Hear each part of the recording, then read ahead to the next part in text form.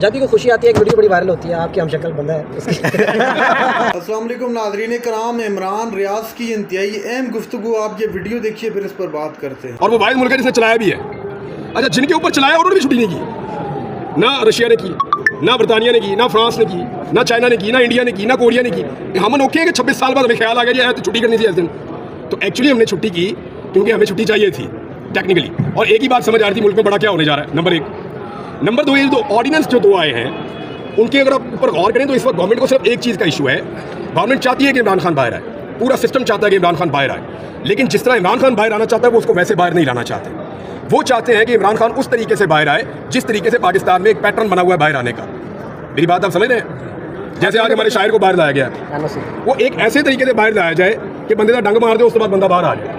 इमरान खान कहता है मैंने बाहर भी आना है और डंग भी मेरा सही रहेगा, तो वो उस तरह बाहर नहीं आने देना चाह रहे। वो ये चाह रहे हैं कि इमरान खान बाहर जरूर आए लेकिन एक ऐसे तासुर के साथ आए जिसमें डील का एक वर्ड इस्तेमाल किया जा सके। अच्छा इमरान रियाज साहब बताइएगा, कल नवाज शरीफ की तकरीर और शहबाज शरीफ की जो तकरीर थी, क्या लग रहा था आपको? मुझे ऐसे लग रहा था दोनों को इमरानियात पढ़ रहे हैं जो दोनों भाइयों ने और जो पूरी पार्टी ने कल सारी बातचीत की है वो इमरान खान पे की है।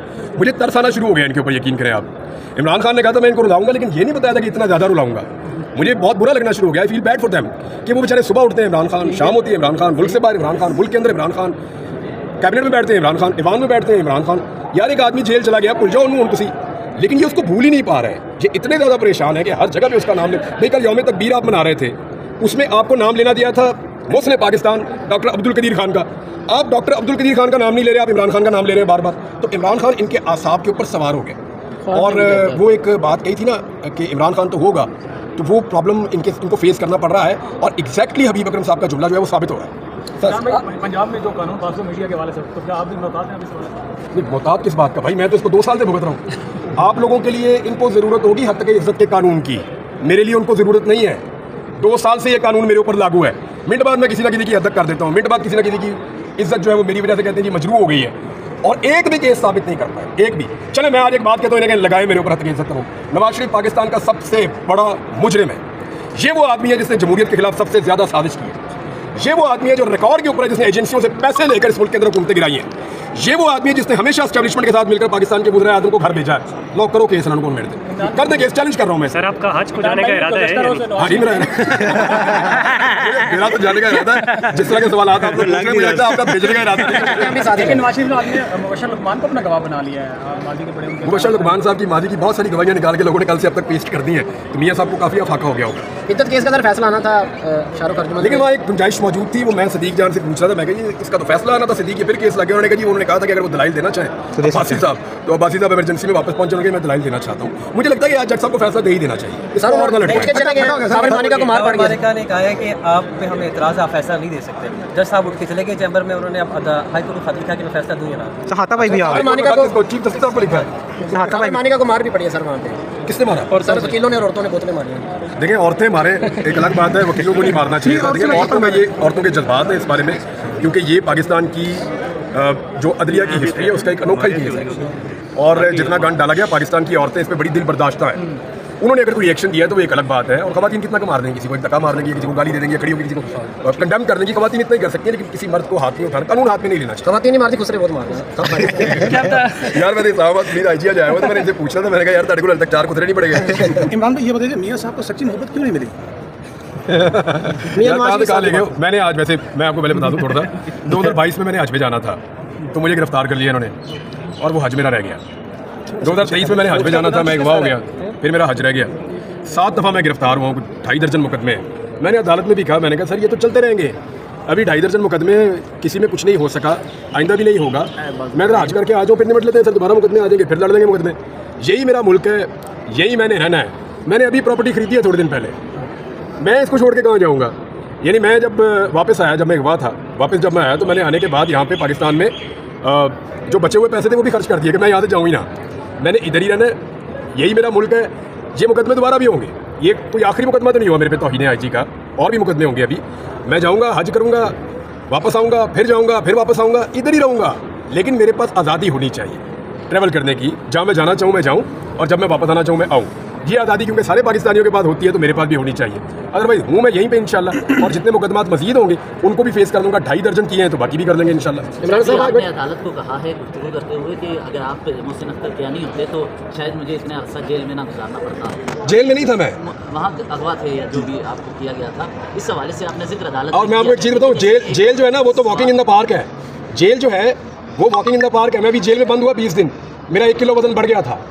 अगर सवाल में जी भाई प्लीज। मैं ये कहना चाह रहा हूँ कि आपने उनको जिक्र किया, हमें कुछ ऐसी चीज़ें भी नज़र आ रही हैं कि जजेस पॉलिटिक्स नज़र आती है हमें, तो क्या ये कहीं ये केस जो है खासकर मिसिंग पर्सन का कहीं इसका शिकार तो नहीं हो जाएगा? देखिए आप सब लोग यहाँ पे इकट्ठे हुए थे, एक शायर और एक सहाफ़ी को उसके अगवा के मामले में। आप सब यहाँ पे सिर्फ इसलिए नहीं आए कि आप इसको रिपोर्ट करना चाहते हैं। मैं ये देख रहा था आप में से अक्सरियत उस तरफ खड़ी थी जिस तरफ मुद्दई खड़ा होता है केस का कि हमें हमारा बंदा वापस चाहिए, और ये आप सबके दिल की आवाज़ भी थी। ये आवाज़ कोई भी सुने उसका शुक्रिया ही अदा किया जा सकता है और उसको अप्रिशिएट किया जा सकता है। इसके ऊपर जस्टिस मोहसिन अख्तर कियानी साहब ने अपनी जिम्मेदारी अदा की है ना, अपना फ़र्द अदा किया है। उन्होंने कोई ऐसा काम नहीं किया कि आउट ऑफ द बॉक्स जाके, आउट ऑफ द वे जाके उन्होंने कोई चीज़ हमें लेकर दे दी हो जो कानूनन हमें वो हमारी वो नहीं बनती थी और उन्होंने हमें दे दी। ऐसा नहीं हुआ। फेयरनेस उन्होंने हमें कानून के मुताबिक इंसाफ दिया। हम उनके शुक्रगुजार इसलिए ज़्यादा हो रहे हैं कि यहाँ पे ऐसे इंसाफ मिलता नहीं है नॉर्मली।